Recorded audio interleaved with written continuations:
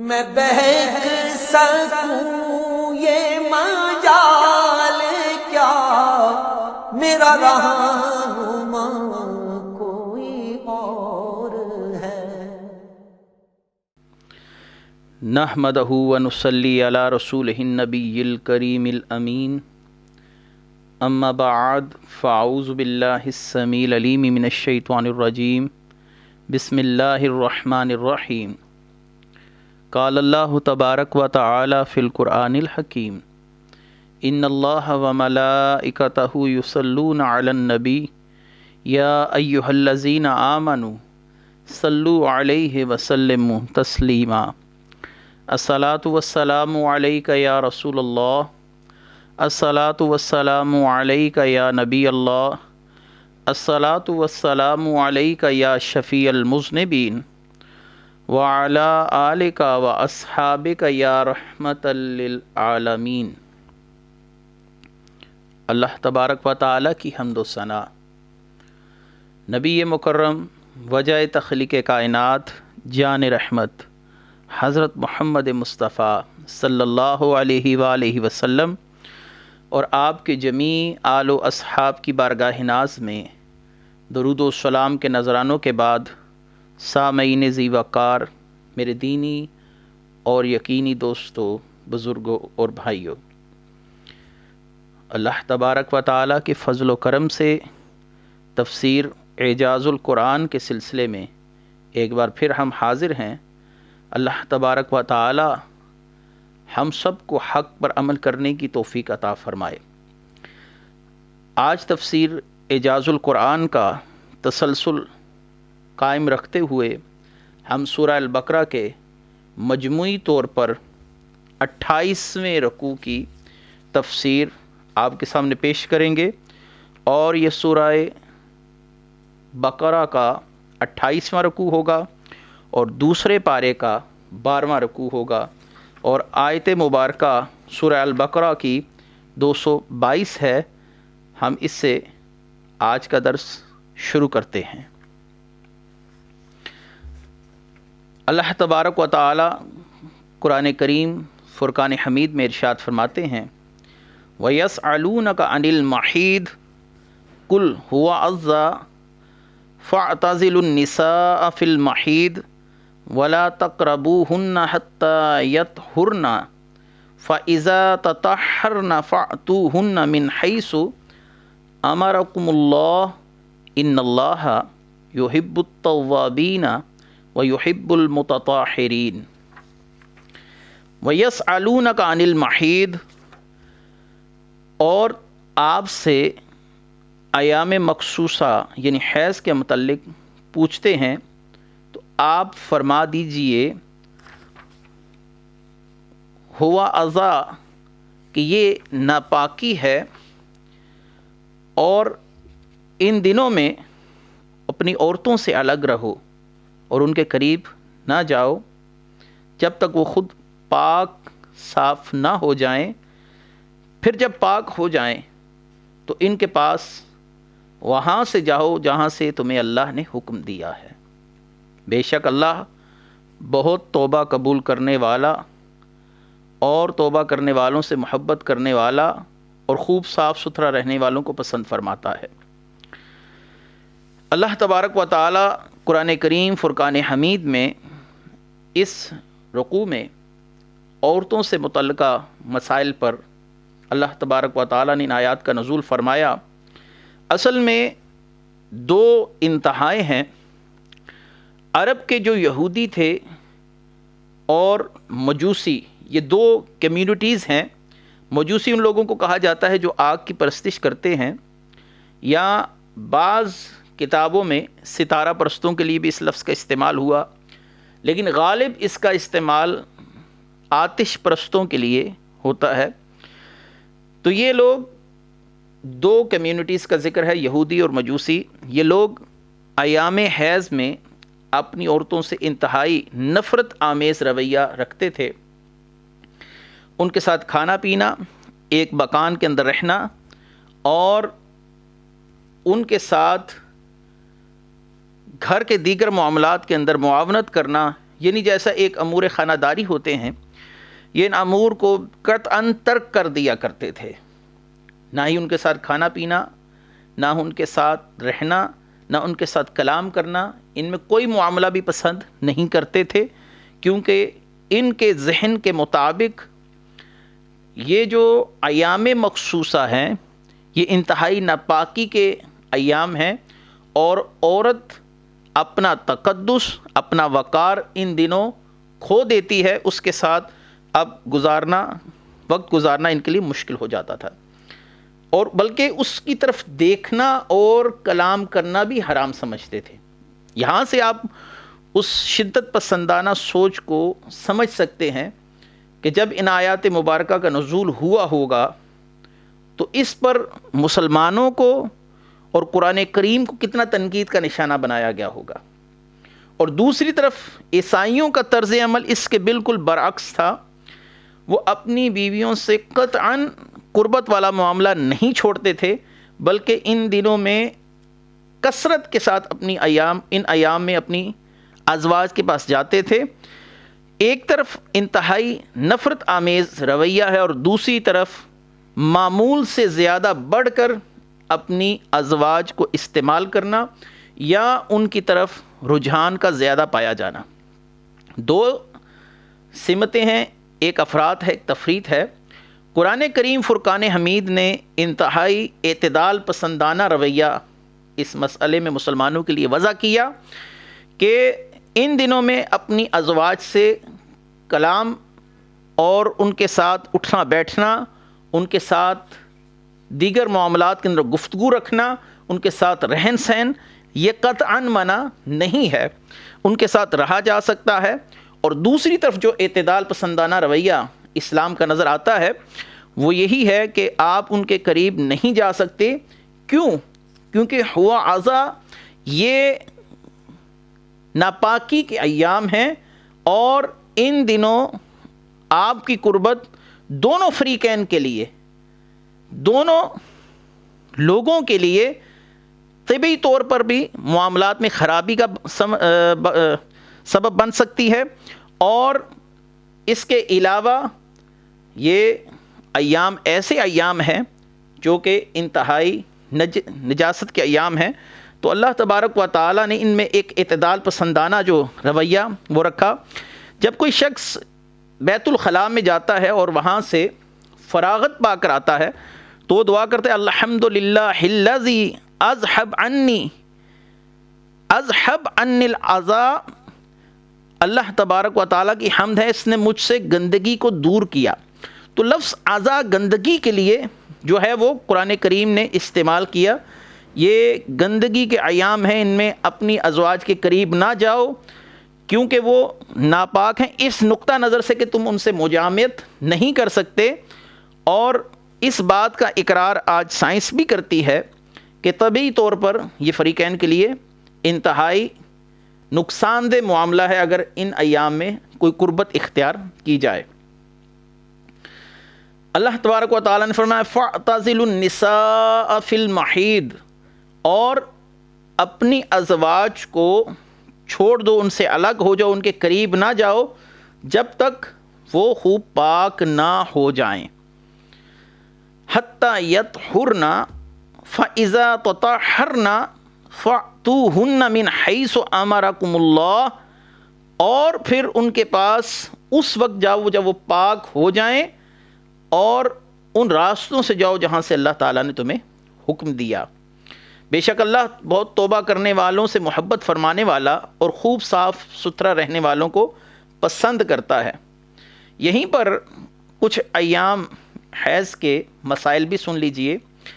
یہ مخصوص ایام ان کی کم از کم مدت 3 دن اور زیادہ سے زیادہ 10 دن ہے۔ اس سے زیادہ کا جو معاملہ ہے وہ ایک خاص قسم کی نسوانی بیماری ہے جس کو استحاضہ کہا جاتا ہے۔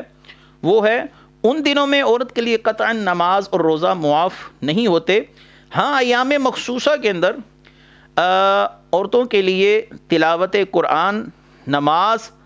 مسجد میں داخلہ، قرآن کو چھونا، خانہ کعبہ کا طواف وغیرہ ایسی عبادات حرام ہو جاتی ہیں۔ ہاں وہ درود شریف اور ذکر جیسے اللہ کا نام لینا، سبحان اللہ کہنا، یا اگر چھینک آئی تو بقصد دعائیہ کلمات، کسی نے آپ سے حال احوال پوچھا، آپ نے کہا الحمدللہ، اگرچہ یہ قرآن کے الفاظ ہے لیکن بنیت دعا یہ کہے گئے تو ان کی ممانعت نہیں ہے۔ ہاں اگر درود شریف وغیرہ پڑھنا ہو تو بہتر یہ ہے کہ ان ایام کے اندر وضو کر لیا جائے اور وضو کر کے یہ درود شریف وغیرہ کی ترکیب کر لی جائے، اور یاد رہے کہ ان ایام میں نمازوں کی قضا نہیں ہوتی۔ ہاں اگر رمضان المبارک کے روزے وغیرہ آ گئے اور جتنے روزے عورت ان ایام میں ترک کرے گی ان کی قضا وہ بعد کے دنوں میں جا کر پوری کرے گی۔ نبی کریم صلی اللہ علیہ وآلہ وسلم نے ان ایام میں اپنی ازواج سے دور رہنے کی بہت ہی زیادہ نصیحت فرمائی ہے۔ آپ صلی اللہ علیہ وآلہ وسلم کی حدیث مبارکہ جس کو سیدنا ابو ہریرہ رضی اللہ تعالیٰ عنہ نے روایت کیا، من اتا حائضا او امرأة فی دبر او قاحنا فقد کفر بما انزل علی محمد صلی اللہ علیہ وسلم، کہ جو شخص کسی ایام مخصوصہ والی عورت کے پاس آیا، یعنی اس سے مجامعت کی یا کسی عورت کی دبر میں وطی کی، تو اور یا کسی نجومی کے پاس گیا یا اس نے کسی کاہن وغیرہ کی تصدیق کی، تو آپ صلی اللہ علیہ وآلہ وسلم نے فرمایا اس نے مجھ پر جو دین اتارا اس کا انکار کر دیا۔ یہ روایت صحاح ستہ میں، ترمذی میں، ابن ماجہ میں اور سنن نسائی وغیرہ میں موجود ہے۔ نبی کریم صلی اللہ علیہ وآلہ وسلم نے ایک اور ارشاد مبارکہ آپ کا ہمیں ملتا ہے، آپ سے ایک اور حدیث مبارکہ بھی ملتی ہے، من اتا امرأتہ وہی حائض فجاء ولدہ اجزم فلا یلومن الا نفسہ، جس شخص نے اپنی زوجہ سے ایام مخصوصہ میں مجامعت کی تو اس کی اولاد اگر برس کی بیماری میں مبتلا ہو کے پیدا ہوئی تو یہ اپنے آپ ہی کو ملامت کرے، اپنے سوا کسی اور کو ملامت نہ کرے۔ بالفرض اگر کسی شخص سے کوئی غلطی کا معاملہ ہو جاتا ہے، ان ایام میں مجامعت کا سلسلہ ہو جاتا ہے، تو اس کا نبی کریم صلی اللہ علیہ وآلہ وسلم نے ارشاد فرمایا اس کا حل جو ہے یتصدق بدینار او نصف دینار، تو وہ 1 دینار یا نصف دینار صدقہ کرے اور اللہ کی بارگاہ میں توبہ طائب کرے۔ توبہ طائب کرنے کے بعد، توبہ کا مطلب یہ ہے کہ آئندہ کوئی ایسا معاملہ نہ کرنے کا مصمم عزم ظاہر کرے کہ میں آئندہ ایسا معاملہ نہیں کروں گا۔ لہٰذا توبہ کا مطلب یہ نہیں کہ انسان ایک امر پر دلی طور پر راضی بھی رہے اور زبانی کلامی اس پر توبہ کا اقرار بھی کرتا رہے۔ اللہ تبارک و تعالی نے ارشاد فرمایا ان اللہ یحب التوابین ویحب المتطہرین، اور اللہ تعالی بے شک بہت توبہ کرنے والوں سے محبت فرماتا ہے، یعنی اگر کسی سے ایسی کوئی غلطی ہو جائے تو وہ توبہ کر لے اور خوب صاف ستھرا رہنے والوں کو پسند فرماتا ہے۔ اس آیت مبارکہ کی جو بنیادی تفسیر میں نے آپ کے سامنے پیش کر دی، اس سے یہ بات بھی ظاہر ہوتی ہے کہ اسلام سے پہلے کسی دین نے عورت کے لیے وہ اعتدال پسندانہ رویہ نہیں اپنایا جو اسلام نے عورت کی عزت کے لیے کیا۔ اگر آج یہ مغربی ممالک میں عورت کی آزادی کا نعرہ بلند کیا جا رہا ہے تو ان لوگوں کو اپنی تاریخ پڑھنی چاہیے کہ ان کے ہاں کیسے افراط و تفریط پر محمول عورت کے ساتھ رویہ رکھا گیا، اور اسلام عورت کے لیے کتنا اعتدال پسندانہ رویہ، کتنا ہی اچھا رویہ ان کے ساتھ رکھنے کا ہمیں حکم دیتا ہے کہ نہ ہی بالکل ان کو ترک کر دیا جائے اور نہ ہی عیسائیوں کی طرح بہت زیادہ ان کے قربت اور مجامعت والا معاملہ رکھا جائے، کیونکہ یہ طبعی طور پر بھی دونوں فریقین کے لیے نقصان دہ ہے۔ بلکہ جدید میڈیکل سائنس اب اس طرف جا رہی ہے اور اس کی تحقیقات سے یہ بات نظر آ رہی ہے کہ ان ایام میں عورت کا نظام حیض جو خراب ہونے کا اندیشہ ہوتا ہے، اگر مرد اس سے مجامعت کا سلسلہ کرے تو جو بعد میں بڑی ہی طبی پیچیدگیوں کی صورت میں مسائل سامنے آتے ہیں۔ اللہ تبارک و تعالی نے ارشاد فرمایا نساؤکم حرث لکم فَأْتُوا حَرْثَكُمْ أَنَّ شِئْتُمْ وَقَدِّمُوا لِأَنفُسِكُمْ وَاتَّقُوا اللَّهَ وَاعْلَمُوا أَنَّكُمْ مُلَاقُوهُ وَبَشِّرِ الْمُؤْمِنِينَ۔ تمہاری عورتیں تمہارے لیے کھیتیاں ہیں، تو اپنی کھیتیوں میں جس طرح چاہو آؤ اور اپنے فائدے کا کام پہلے کرو، اللہ سے ڈرتے رہو، جان رکھو کہ تم اس سے ملنے والے ہو، اور اے حبیب ایمان والوں کو بشارت دو۔ نساؤکم حرث لکم، عورتیں تمہاری کھیتیاں ہیں،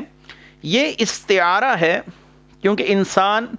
کھیتی میں بیج بوتا ہے اور اس سے فائدہ حاصل کرتا ہے، فصل حاصل کرتا ہے، یعنی عورتیں تمہارے لیے اولاد کا محل ہیں، ان سے تم اولاد حاصل کر سکتے ہو۔ جیسے زمین کی مختلف اقسام ہیں، بعض زمینیں بہت زرخیز ہیں اور ان سے پیداوار بہت اچھی حاصل ہوتی ہے، بعض زمینیں اتنی اچھی نوعیت کی نہیں ہے کہ ان سے بہت اچھی پیداوار حاصل کی جا سکے، بعض زمینیں بنجر ہوتی ہیں کہ وہاں سے ہمیں کوئی بھی فائدہ حاصل نہیں ہوتا۔ تو ایسے ہی عورتوں کی مثال بھی ہے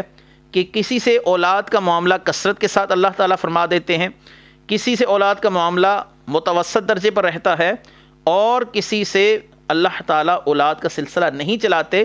یعنی اس کو بانچ رکھتے ہیں۔ تو یہاں پر جو کھیتی سے تعبیر کیا گیا وہ سلسلہ انسانی کو آگے بڑھانے کی طرف استعارہ ہے، اس کی طرف اشارہ کر دیا گیا کہ تمہاری بیویاں تمہاری نسل کو آگے لے کر چلنے کے لیے ہیں، اللہ تعالیٰ انہی سے تمہاری نسل کو آگے چلائے گا۔ اصل میں اس آیت مبارکہ کا جو شان نزول ہے وہ سیدنا جابر بن عبداللہ انصاری رضی اللہ تعالیٰ عنہ سے مروی ہے کہ یہود کہتے تھے کہ اگر کوئی شخص اپنی زوجہ سے مجامعت کرتا ہے اور مجامعت کا رخ وہ بالعکس رکھتا ہے تو پھر اس کے گھر جو بیٹا پیدا ہوگا یا بچہ پیدا ہوگا، بچی پیدا ہوگی، وہ اس کی نظر میں کوئی عیب ہوگا، کوئی مسئلہ ہوگا۔ اللہ تبارک و تعالیٰ نے اس آیت مبارکہ میں اسی ایک نظریہ کا جو یہودیوں کا نظریہ تھا اس کی تصحیح فرمائی ہے۔ ایسا معاملہ نہیں، ہاں مجامعت اس مقام سے کرو جہاں پر اللہ تعالیٰ نے تمہیں حکم دیا، اور اللہ تبارک و تعالیٰ کے محبوب نے تمہیں اس بات کا حکم دے رکھا ہے کہ اس کا طریقہ کار کیا ہے۔ وَقَدِّمُوا لِأَنفُسِكُمْ، اپنی کھیتیوں میں جس طرح چاہو آؤ، اپنے بھلے کا کام پہلے کرو۔ بھلے کا کام پہلے کرو، اس کی دو تفسیریں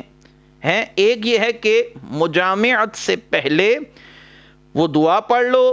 جو تمہیں شریعت کی طرف سے سکھائی گئی ہے، اللہم جنبنا الشیطان وجنب الشیطان ما رزقتنا بہ۔ ایک اشارہ اس طرف بھی ہو سکتا ہے، اور دوسرا اشارہ یہ کہ ان معاملات کے اندر مگن ہو کر اپنی عبادات سے غافل نہ ہو جاؤ، یہ نہ ہو کہ تمہارا رجحان اسی معاملے کی طرف رہے اور تم عبادات کو ترک کر دو، نمازیں تمہاری ضائع چلی جائیں اور نمازیں تمہاری ان کا وقت گزرتا جائے اور تم انہی معاملات کی وجہ سے اپنی نمازوں کو ترک کر دو، تلاوت کو ترک کر دو، اپنے اوراد و وظائف کو ترک کر دو۔ تو اس میں اشارہ کیا ہے؟ اللہ تبارک و تعالیٰ نے فرمایا وَقَدِّمُوا لِأَنفُسِكُمْ وَاتَّقُوا اللَّهَ وَاعْلَمُوا أَنَّكُمْ مُلَاقُوهُ، اور جس طرح چاہو اپنے فائدے کا کام پہلے کرو، اللہ سے ڈرتے رہو۔ ہر کام جو تمہیں شریعت کی طرف سے حکم دیا گیا وہ کرتے ہوئے بھی اللہ تبارک و تعالیٰ کے حق کو مقدم رکھنا ہے، اور جان رکھو تم اس سے ملنے والے ہو، اور حبیب ایمان والوں کو بشارت دے دو، ایمان والوں کو خوشخبری سنا دو۔ یہاں پر یہ بات یاد رہے کہ اللہ تبارک و تعالیٰ نے جو ارشاد فرمایا وَاتَّقُوا اللَّهَ وَاعْلَمُوا أَنَّكُمْ مُلَاقُوهُ، ہر وقت اللہ سے ڈرتے رہو، ایک دن تم نے اللہ سے ملاقات کرنی ہے، جس رب کو تم نے بے دیکھے زندگی بھر سجدے کیے، جس کے نام پر دولت لٹائی، جس محبوب حقیقی کی محبت میں تم راتوں کو جاگ جا کر نماز تہجد اور دن بھر اپنی نمازیں پڑھتے رہے، تمہیں اس سے ایک نہ ایک دن ملنا ہے، اس کا احساس اور اس سے ملنے کی جو لگن ہے وہ تمہارے اندر کم نہ ہو۔ وبشر المؤمنین، اے محبوب صلی اللہ علیہ وآلہ وسلم مومنوں کو خوشخبری سنا دیجئے کہ رب سے ملاقات کریں گے۔ یہاں پر ایک بڑی ہی خوبصورت حدیث مبارکہ صحیح بخاری کی ہے کہ جو اللہ سے ملنے کو پسند نہیں کرتا، اللہ تعالیٰ بھی اس سے ملنے کو پسند نہیں کرتا، اور جو شخص اللہ تعالیٰ سے ملنے کو محبوب رکھتا ہے اللہ تعالیٰ بھی اس سے ملنے کو محبوب رکھتا ہے۔ مزید ارشاد فرمایا وَلَا تَجْعَلُوا اللَّهَ عُرْضَةً لِأَيْمَانِكُمْ أَن تَبَرُّوا وَتَتَّقُوا وَتُصْلِحُوا بَيْنَ النَّاسِ وَاللَّهُ سَمِيعٌ عَلِيمٌ، اور اپنی قسموں کی وجہ سے اللہ کے نام کو احسان کرنے، پرہیزگاری اختیار کرنے اور لوگوں میں صلح کرانے میں آڑ نہ بنا لو، اللہ سننے والا اور جاننے والا ہے۔ اصل میں اس آیت مبارکہ کا نزول سیدنا عبداللہ بن رواحہ رضی اللہ تعالیٰ عنہ کے ایک واقعے کے لیے ہوا کہ آپ نے اپنے بہنوئی سیدنا نعمان بن بشیر رضی اللہ تعالیٰ عنہ کے ساتھ نہ کلام کرنے پر، نہ ان کے گھر جانے پر اور ان سے قطع تعلقی پر اللہ کی قسم کھا لی کہ میں ساری زندگی اب ان سے کلام نہ کروں گا، ان کے گھر نہ جاؤں گا اور ان کی مخالفین سے نہ ہی ان کی مخالفین وغیرہ سے صلح کرواؤں گا۔ جب اس کے متعلق لوگوں نے انہیں سمجھایا بجھایا تو عبداللہ بن رواحہ کہنے لگے کہ میں نے تو اللہ کی قسم کھا لی یہ کام نہیں کروں گا۔ تو اللہ تبارک و تعالی نے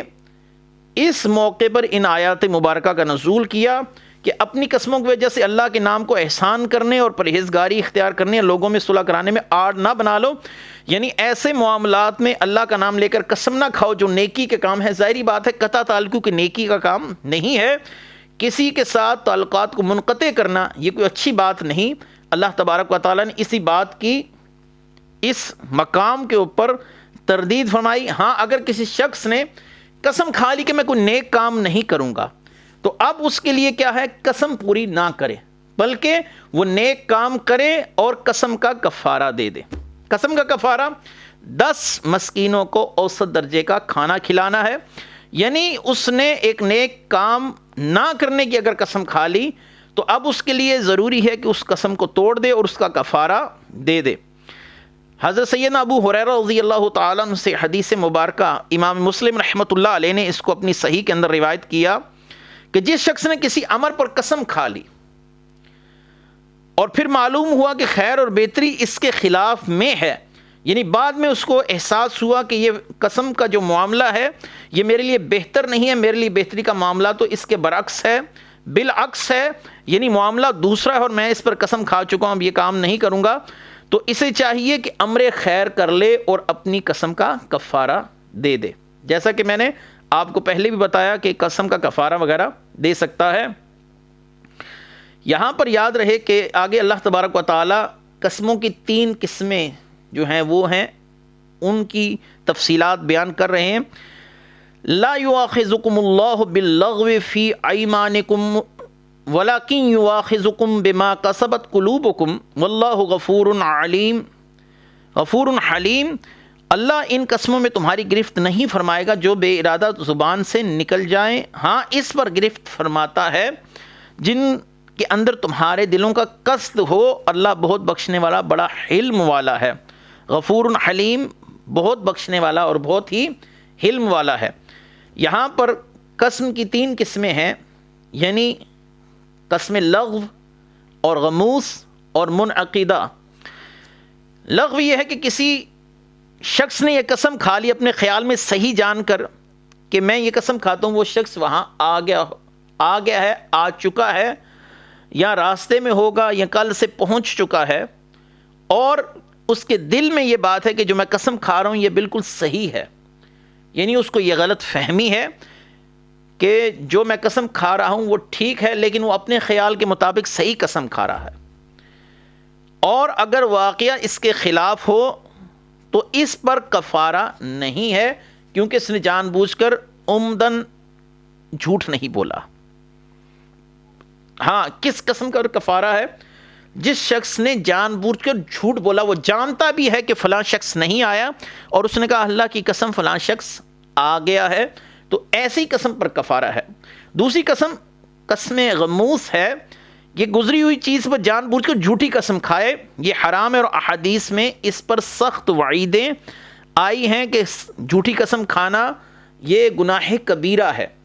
اس میں دل کا ارادہ بھی شامل ہے، جان بوجھ کر جھوٹ بولا ہے۔ پہلی صورتحال جو قسم لغو ہے اس کے اندر انسان کے دل کا ارادہ شامل نہیں ہوتا، وہ اپنے زعم کے مطابق جو بات کہہ رہا ہوتا ہے وہ بالکل ٹھیک ہوتی ہے، اس لیے شریعت نے اس پر گرفت نہیں فرمائی۔ ہاں جس قسم پر گرفت فرمائی وہ قسم غموس ہے کہ گزری ہوئی چیز پر جان بوجھ کر جھوٹی قسم کھا لے، اور یہ حرام، اور احادیث میں اس پر سخت وعیدیں جیسا کہ میں نے پہلے کہا کہ آ چکی ہیں۔ اور تیسری قسم کہ آئندہ چیز پر قسم کھائے کہ اس قسم کو اگر توڑے گا تو بعض صورتوں میں گناہ گار بھی ہے اور کفارہ بھی لازم ہوتا ہے، کہ آئندہ چیز پر قسم کھائے میں یہ کام نہیں کروں گا، میں یہ کام نہیں کروں گا، میں اس کے گھر میں داخل نہیں ہوں گا۔ اس کا تعلق مستقبل کے ساتھ ہے۔ اس کی تفصیل بحر شریعت جو انتہائی معتبر کتاب، بڑی اچھی کتاب ہے، اس کے حصہ نحم کے اندر ان قسموں کا معاملہ تفصیل کے ساتھ بیان کر دیا گیا کہ قسموں کی 3 قسمیں ہیں، لغو، غموس اور منعقدہ۔ یہ 3 قسم کی قسمیں ہیں، ان کے الگ الگ شرعی احکامات بیان کیے گئے۔ آگے ارشاد فرمایا للذین یؤلون من نسائہم تربص 4 اشہر فإن فاؤوا فإن اللہ غفور رحیم، جو اپنی بیویوں کے پاس نہ جانے کی قسمیں کھا بیٹھیں ان کے لیے 4 مہینے کی مہلت ہے، بس اگر اس مدت میں وہ رجوع کر لیں تو اللہ تعالیٰ بخشنے والا ہے۔ وَإِنْ عَزَمُوا الطَّلَاقَ، وہ اگر طلاق کا پختہ ارادہ کر لیں۔ اچھا، زمانے جاہلیت میں کچھ لوگ یہ معاملہ کرتے تھے کہ اپنی عورتوں سے مال طلب کرتے۔ اس آیت مبارکہ کا شان نزول جو سیدنا سعید بن مسیب رضی اللہ تعالیٰ عنہ سے مروی ہے کہ اہل جاہلیت کے ہاں ایک عجیب و غریب رسم پائی جاتی تھی کہ وہ اپنی بیویوں سے مال طلب کرتے تھے، اور اگر ان کی ازواج انہیں مال دینے میں کسی تردد سے کام لیتی تو وہ اپنی ازواج کے پاس نہ جانے کی قسم اٹھا لیتے، اور یہ غیر معینہ مدت تک ہوتی۔ وہ 1 سال تک بھی ہو سکتی ہے، اس کا معاملہ 2 سال یا اس سے بھی زیادہ پر محیط ہو سکتا ہے، جو کہ عورتوں کے لیے بڑا تکلیف دہ امر تھا کہ نہ اب وہ ایک شادی شدہ حیثیت سے زندگی گزار رہی ہیں، نہ ہی ان کا شمار بیوہ عورتوں میں ہوتا ہے، کیونکہ شوہر زندہ ہے اس لیے وہ بیوہ نہیں ہے، اور وہ اپنے شوہر کے قریب نہیں جا سکتی، شوہر نے قسم کھا رکھی ہے، اس لیے بحیثیت شادی شدہ بھی اس کا شمار نہیں ہو سکتا۔ اس عجیب و غریب رسم کو بھی اسلام نے آ کر ختم کیا۔ دور جاہلیت کی ان رسموں کو اسلام نے آ کر قدموں تلے کچل کے رکھ دیا۔ اگر کوئی شخص 4 ماہ 10 دن تک 4 ماہ تک اپنی عورتوں کے پاس نہ جائے تو طلاق بائن ہو جائے گی، اور عورت عدت گزارنے کے بعد دوسرا نکاح کرنے کی مجاز ہو جائے گی۔ یعنی ایک حد تک مرد کو اختیار دیا گیا، جیسے آگے وہ ساری زندگی اس کو اپنے ساتھ باندھ کر رکھتا تھا، اب وہ سلسلہ نہیں ہے، کیونکہ اسلام نے انہی رسموں کو ختم کیا، اور تقریباً اسلام نے ہر شعبہ حیات کے اندر انسانیت کے لیے آسانی کی راہیں کھول دیں،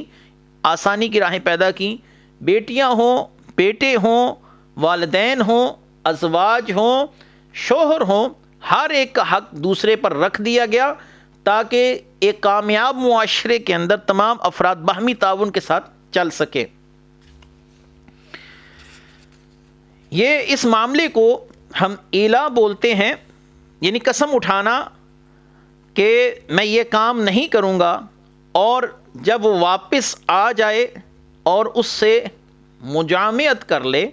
یا رجوع کر لے، اپنی زبان سے بھی کہہ دیا کہ میں آپ سے رجوع کرتا ہوں، اور کسی وجہ سے اس کو قریب نہیں ہے، مثلا کسی دوسرے شہر میں گیا تو زبان سے بھی کہنے سے رجوع ہو جائے گا۔ اور اگر اس شخص نے عملی طور پر رجوع والا معاملہ کر دیا تو اس میں کسی قسم کا اختلاف نہیں ہے۔ اگر وہ اس دوران اپنی قسم توڑ کر واپس لوٹ آئیں، اللہ تعالیٰ نے فرمایا فَإِنَّ اللَّهَ غَفُورٌ رَحِيمٌ، یعنی بیویوں سے مجامعت کر لیں، اور اگر دور ہوں، بیمار ہوں، قید میں ہوں، تو بیوی سے مجامعت کا وعدہ کر لینا ہی رجوع کے قائم مقام ہوگا۔ اللہ تعالیٰ بخشنے والا، اللہ ان کی توبہ سے یہ غلطی معاف فرما دے گا جو انہوں نے خود کو اپنی ازواج سے دور رکھ کر اسے صدمہ پہنچایا۔ یہ اللہ کی مہربانی ہے کہ اس نے 4 ماہ کی مدت مقرر کر کے نکاح باقی رکھا اور دونوں کو پھر ساتھ چلنے کا موقع دیا۔ وَإِنْ عَزَمُوا الطَّلَاقَ فَإِنَّ اللَّهَ سَمِيعٌ عَلِيمٌ، اگر انہوں نے یہ فیصلہ کر لیا کہ وہ اپنی بیوی کو طلاق ہی دینا چاہتے ہیں، ٹھیک ہے 4 ماہ گزرنے دیں تو خود ہی طلاق ہو جائے گی، مگر یہ بات یہاں پر ذہن نشین رہے کہ اللہ تعالیٰ سب باتیں سنتا جانتا اور نیتوں کو جاننے والا ہے. بیوی نافرمان ہے یا شوہر ظالم ہے، اس لیے سوچ سمجھ کر طلاق دینی چاہیے، کوشش کرنی چاہیے کہ باہمی مفاہمت کے ساتھ کام چل جائے، دونوں فریقین کی طرف سے بڑے بیٹھ کر اس مسئلے کو سلجھانے کی کوشش کرے. ایلا کے بعد فقہی مسائل یہ بھی آپ کے سامنے میں پیش کرتا چلوں. ایلا یہ ہے کہ آدمی بیوی کے پاس نہ جانے کی 4 ماہ یا اس سے زائد عرصہ کے لیے قسم اٹھا لے. مثلا وہ بیوی سے کہے کہ اللہ کی قسم ہے تمہارے قریب 4 ماہ تک نہ آؤں گا، یا مطلقاً کہتے کہ واللہ میں تمہارے قریب نہ آؤں گا، جیسا کہ کنز الدقائق وغیرہ فقہ حنفی کی کتابوں کے اندر لکھا ہے. اگر اس نے 4 ماہ کے اندر عورت سے مجامعت کر لی تو قسم ٹوٹ گئی، لہذا قسم کا کفارہ دے گا اور ایلا ختم ہو گیا. اور اگر 4 ماہ کے دوران جمع نہ کیا تو عورت کو طلاق بائنہ ہوگی، یعنی نکاح ختم ہو گیا. عدت گزارنے کے بعد عورت کہیں بھی چاہے تو نکاح کر سکے گی. اگر اس نے عورت سے کہا کہ میں 1 ماہ یا 2 ماہ یا 3 ماہ تک تمہارے قریب نہیں آؤں گا تو یہ ایلا نہیں ہے، کیونکہ اس کی میعاد اور مدت 4 ماہ تک ہے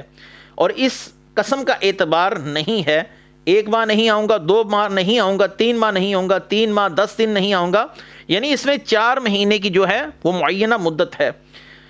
اور اگر اس نے کہا کہ میں 4 ماہ تک تمہارے پاس آؤں تو مجھے پر اتنا صدقہ دینا لازم ہے، میں اتنے غریبوں کو کھانا کھلاؤں گا، اتنے لوگوں کو کپڑے پہنا دوں گا، یا حج یا روزہ لازم ہے، یا تجھے طلاق ہے، تو یہ بھی ایلا ہے. اور اگر 4 ماہ کے اندر اس نے صحبت اختیار کی تو کفارہ قسم لازم ہے، ورنہ طلاق واقع ہو جائے گی. اور اسی طرح آخری مسئلہ بھی اس مسئلے کے اندر جو ایلا کا مسئلہ ہے، اس کے اندر اہم مسئلہ، اگر اس نے کہا کہ اللہ کی قسم میں کبھی بھی تمہارے قریب نہیں آؤں گا، یہ الفاظ بہت سخت ہیں. اگرچہ 4 ماہ تک اس نے وطی کر لی تو ایلا ختم ہو گیا، ورنہ 4 ماہ کے بعد نکاح ٹوٹ جائے گا. اگر دوبارہ اس عورت سے نکاح کیا تو ایلا پھر لوٹ آئے گا. اب اگر 4 ماہ میں وطی کر لے تو بہتر، ورنہ 4 ماہ کے بعد پھر نکاح ٹوٹ جائے گا اور تیسری بار ایسا ہوا تو طلاق کے مغلظہ پڑ جائے گی، جیسا کہ ہدایہ وغیرہ کے اندر لکھا ہے. اگلی آیت مبارکہ والمطلقات یتربصن بانفسهن 3 قروء ولا يحل لهن ان يكتمن ما خلق الله في ارحامهن ان كن يؤمن بالله واليوم الاخر وبعولتهن احق بردهن في ذلك ان ارادوا اصلاحا ولهن مثل الذي عليهن بالمعروف وللرجال عليهن درجة واللہ عزیز حکیم. اور طلاق یافتہ عورتیں خود کو 3 حیض تک روک کے رکھیں، ان کے لیے حلال نہیں کہ وہ چھپا لیں جو اللہ نے ان کی رحم میں پیدا کیا. اگر وہ اللہ اور روز آخرت پر ایمان رکھتی ہیں تو ان کے شوہر ہی زیادہ حقدار ہیں کہ انہیں اس مدت میں لوٹا لیں اگر وہ اصلاح چاہیں. اور عورتوں کے لیے بھلائی کے ساتھ ویسے ہی حقوق ہیں جیسے ان پر شوہروں کے ہیں، اور مردوں کے بعد مردوں کو ان پر فضیلت ہے، یعنی عورتوں پر، اور اللہ غالب ہے، حکمت والا ہے. والمطلقات یتربصن بانفسهن 3 قروء. حضرت اسماء بنت سکن رضی اللہ تعالی عنہ فرماتی ہیں مجھے نبی کریم صلی اللہ علیہ وسلم کے زمانے میں طلاق ہوئی، اس سے قبل طلاق کے لیے کوئی عدت نہ تھی، تو اللہ نے یہ آیت مبارکہ اتاری والمطلقات یتربصن بانفسهن 3 قروء، کہ اللہ نے یہ آیت اتاری تو یہ آیت کا سب سے پہلا مصداق سیدنا اسماء بنت یزید بن سکن رضی اللہ تعالی عنہ تھی. وہ پہلی خاتون تھی جن کے لیے عدت کا حکم اتارا گیا اور انہوں نے عدت گزاری، جیسا کہ امام بہقی رحمۃ اللہ علیہ نے اپنی سنن کبریٰ میں روایت کیا. طلاق یافتہ عورتیں 3 حیض تک آنے تک خود کو دوسرے نکاح سے روکے رکھیں، اور جب 3 حیض گزر جائیں، یعنی طلاق کے بعد عورت کو 3 مرتبہ حیض آ جائے تو پھر وہ آزاد جہاں چاہے دوسرا نکاح کر سکتی ہے. اگر اسے حیض میں طلاق دی گئی تو وہ حیض عدت میں شمار نہیں ہوگا. یہاں پر عدت کے مسائل بھی ذرا سمجھ لیجئے، یہ اہم مسائل ہیں. ہر عورت کی عدت کا معاملہ جدا گانا ہے. ایسی عورت جس کا شوہر انتقال کر گیا ہو اور اس کی بیوی حاملہ بھی نہ ہو، یعنی اس کے گھر بچے یا بچی کی ولادت بھی نہ ہونے والی ہو تو اس کے لیے عدت 4 ماہ 10 دن ہوتی ہے۔ فوت شدہ شخص کی بیوی کی میعاد عدت اگر وہ حاملہ نہیں تو 4 مہینے 10 دن، اور اگر وہ حاملہ ہے تو پھر اس کی عدت وضع حمل ہوگی، اگرچہ وہ 1 مہینے کے بعد ہی ہو جائے۔ یعنی اس کے گھر کسی بچے یا بچی کی ولادت کا معاملہ ہونے والا تھا اور شوہر دنیا سے چلا گیا، اب جب بھی بچے کی ولادت ہوگی اس کی عدت ختم ہو جائے گی، اگرچہ 8 ماہ کے بعد ہوتی ہے، 6 ماہ کے بعد ہوتی ہے، 10 دن کے بعد ہوتی ہے، 1 مہینے کے بعد ہوتی ہے، تو اس کی عدت اس بچے کی ولادت کے ساتھ ہی ختم ہو جائے گی۔ اور دوسرا، وہ عورت جو اپنے شوہروں کے پاس گئی ہی نہیں یا انہوں نے خلوت صحیحہ نہیں پائی۔ خلوت صحیحہ کہتے ہیں کہ تنہائی میں اتنا وقت اپنے شوہر کے ساتھ گزار لینا جس میں عرفاً مجامعت کا معاملہ بآسانی ہو سکے، اس کو خلوت صحیحہ کہتے ہیں۔ اگر خلوت صحیحہ نہ ہوئی، نہ پائی گئی، اور وہ بلکہ ابھی رخصت ہی نہ ہوئی، تو جب ان پر طلاق کی عدت ہی نہ ہوگی، ان پر نہیں ہے کیونکہ وہ ابھی رخصت ہی نہیں۔ جیسے کہ ایک عورت رخصت ہو کر ابھی اپنے شوہر کے گھر ہی نہیں آئی، نکاح ان کا ہو چکا ہے اور شوہر نے اس کو طلاق دے دی، اب وہ اس کی عدت نہیں کاٹے گی اگرچہ اس کے نکاح میں ہے، کیونکہ ان کو خلوت صحیحہ کا موقع ہی نہیں ملا، لہذا اس صورت کے اندر عدت نہیں ہے۔ اور جن عورتوں کی کم سنی یا بڑھاپے کی وجہ سے ایام مخصوصہ ہی نہ آتے ہوں، یعنی عمر بہت کم ہو یا عمر اتنی ہو کہ اب ایام مخصوصہ کا معاملہ ختم ہو گیا، تو ان کی عدت 3 مہینے ہے، ان کی عدت 3 مہینے ہے۔ اور جو عورتیں جن کے گھر میں ولادت ہونے والی ہو، ان کی عدت میں نے آپ کو پہلے بتا دیا کہ وضع حمل ہے، جب بھی ہوگی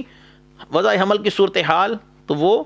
اس عدت سے باہر آ جائیں گی، ان کی عدت ختم ہو جائے گی۔ اللہ تبارک و تعالیٰ نے ان مسائل کو تفصیل کے ساتھ سورہ طلاق کے اندر بیان کیا۔ ہم انشاءاللہ العزیز جب اس مقام پر پہنچیں گے باقی فقہی مسائل بھی اسی جگہ پر عرض کریں گے۔ وَلَا يُحِلُّ لَهُنَّ، اور انہیں حلال نہیں، جس چیز کا چھپانا حلال نہیں، وہ حمل اور حیض کا خون ہے۔ اس کی صورتحال کیا ہے کہ ان کے لیے حلال نہیں، یہ اصل میں صورتحال یہ ہے کہ طلاق یافتہ عورتوں کے لیے حلال نہیں کہ خدا نے جو کیفیت ان کے رحم میں اور ان کے پیٹ میں پیدا کی اسے چھپائیں۔ اس کی مثال یہ ہے کہ اگر حاملہ عورت کو طلاق ہو جائے تو اس کی عدت، جیسا میں نے پہلے عرض کیا کہ وضع حمل ہے، جیسے بچے کی ولادت ہوئی تو اس کا عدت کا معاملہ ختم ہو گیا۔ اگر کسی عورت کا حمل ابتدائی مرحلے میں ہو اور اسے طلاق ہو جائے تو اب اس کو 9 ماہ تک تو کم از کم انتظار کرنا پڑے گا، اس کی عدت 9 ماہ تک ہے، اور وہ اسے اپنے شوہر سے جان چھڑانا چاہ رہی ہے اور اپنے شوہر سے کس بیانی کرے، اور اس کو وضع حمل تک انتظار نہ ہو رہا ہو یا وہ نہ کرنا چاہتی ہو اور 9 مہینے اپنے شوہر کی عدت میں نہ رہنا چاہتی ہو، اور اس کو حمل کا بتائے ہی نہ کہ میں حاملہ ہوں، اور اسے 3 حیض تک وہ مخصوص رکھے، بس وہیں تک رکھے، اس کو یہی بتائے کہ میرے ابھی ایام مخصوصہ دوبارہ آئیں گے، کیونکہ حمل میں ایام مخصوصہ کا سلسلہ رک جاتا ہے، لیکن اس نے جھوٹ بولا اور حمل کی صورتحال اس سے چھپا کے رکھی، اور 3 ایام مخصوصہ کے جو ادوار ہیں اس تک اس نے اپنی عدت کو مخصوص کر لیا۔ تو یہ اس طرف ہے کہ عورتوں کے لیے حلال نہیں ہے کہ ایسی چیز کو چھپائیں جو اللہ تعالیٰ نے ان کے رحم کے اندر رکھی۔ اگر وہ عورتیں اللہ تعالیٰ پر ایمان لاتی ہیں، قیامت کے دن پر ایمان لاتی ہیں، کیونکہ جھوٹ بولنے والے پر اللہ تعالیٰ کی لعنت ہے، اور اگر انہوں نے یوں ہی اصل عدت چھپا کر نیا نکاح کر لیا تو جو بچہ ہوگا وہ ولد الزنا ہوگا، اور روز محشر اس کا انجام بھی بہت برا ہوگا۔ وَبَعُولَتُهُنَّ أَحَقُّ بِرَدِّهِنَّ فِي ذَلِكَ إِنْ أَرَادُوا إِصْلَاحًا، اور اللہ تبارک و تعالی نے مزید ارشاد فرمایا کہ انہیں اس مدت میں لوٹا لیں اگر وہ اصلاح چاہیں، ان کے شوہر ہی زیادہ حقدار ہیں، وہ ان کو واپس لوٹا سکتے ہیں اگر وہ اصلاح چاہیں۔ اور مزید وَلَهُنَّ مِثْلُ الَّذِي عَلَيْهِنَّ بِالْمَعْرُوفِ، اور عورتوں کے بھی مردوں کی مثل حق ہے، یعنی جیسے عورت کا مرد پر حق ہے، مرد کا عورت پر حق ہے۔ وہ کیا کہ شوہر پر بیوی کے چند حقوق ہیں، وہ بھی سماعت کر لیجئے، جس کو سیدی اعلیٰ حضرت نے فتاوی رضویہ شریف کے اندر نقل کیا 24ویں جلد کے اندر۔ میں اس سے اختصار کر آپ کو بتاتا چلوں کہ مرد کا کام خرچہ دینا ہے، یہ پہلا حق ہے، رہائش مہیا کرنا یعنی نان و نفقہ و سکنا اور اچھے طریقے سے گزارا کرنا، نیک باتوں اور حیا اور پردے کی تعلیم وغیرہ دینا، اور غیر شرعی امور پر سختی کرنا، جب تک شریعت منع نہ کرے ہر جائز بات میں اس کی دلجوئی وغیرہ کرنا، اور اس کی طرف سے پہنچنے والی تکلیف پر صبر کرنا، اگرچہ یہ عورت کا حق نہیں ہے، یعنی بامی فہم و تفہیم سے زندگی گزارنے کے لیے اس کی کچھ تلخ کلامی پر صبر کا معاملہ رکھنا۔ اور بیوی پر شوہر کے حقوق، ازواجی تعلقات میں مطلقاً شوہر کی اطاعت کرنا اور اس کی عزت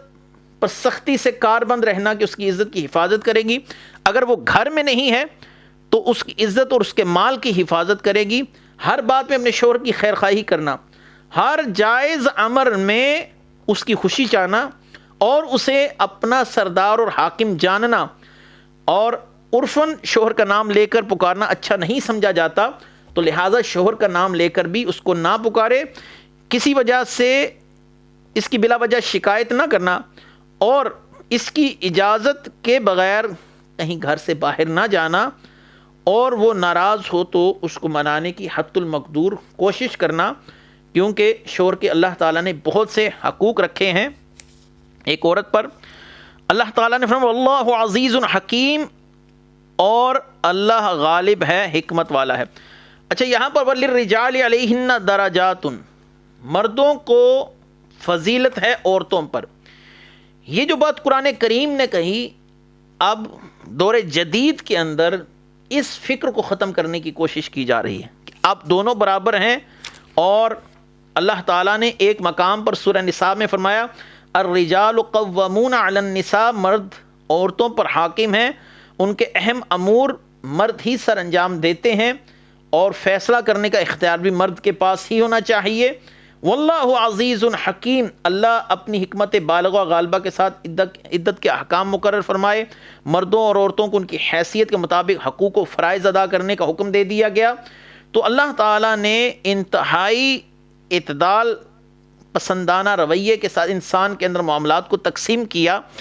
یہاں یہ بات یاد رہے کہ جب اسلام کے ان اصولوں کے خلاف جا کر دور جدید کے اندر کسی نئی فکر کو پروان چڑھانے کی کوشش کی جاتی ہے تو معاشرے میں بگاڑ آتا ہے۔ عورتیں آج اگر اپنے شوہروں کی عزت نہیں کرتی تو اس کی بڑی وجہ بھی دین سے دوری ہے، کیونکہ وہ ان حقوق کو سمجھتی نہیں، جانتی نہیں کہ میرے شوہر کا مجھ پر حق کیا ہے، اور اللہ تعالیٰ نے اس کو مجھ پر کس حد تک تسلط دے رکھا ہے۔ اب یہ جو نئی تعلیم ہے، اس نے ان ہماری نسلوں کو دین سے دور کر دیا، جو ظاہر سی بات ہے معاشرتی اخلاقی بگاڑ کا بہت بڑا سبب بنی۔ جدید تعلیم اسلام اس کو حاصل کرنے سے قطعاً نہیں روکتا، لیکن ہاں جدید تعلیم کے تناظر میں اسلام کی تعلیمات کو فراموش کر دینا یہ یقیناً کوئی قابل ستائش عمل نہیں ہے، قابل تحسین عمل نہیں ہے۔ آج کا درس چونکہ فقہی مسائل پر مبنی تھا، انتہائی احتیاط کے ساتھ کوشش یہی کی کہ اپنی گزارشات کو آپ تک پہنچا سکوں۔ اللہ تعالیٰ میری کمی پیشیاں اور کوتاہیاں معاف فرمائے۔ وآخر دعوانا ان الحمد للہ رب العالمین۔ میں بہک سکوں یہ مجال کیا میرا رہنما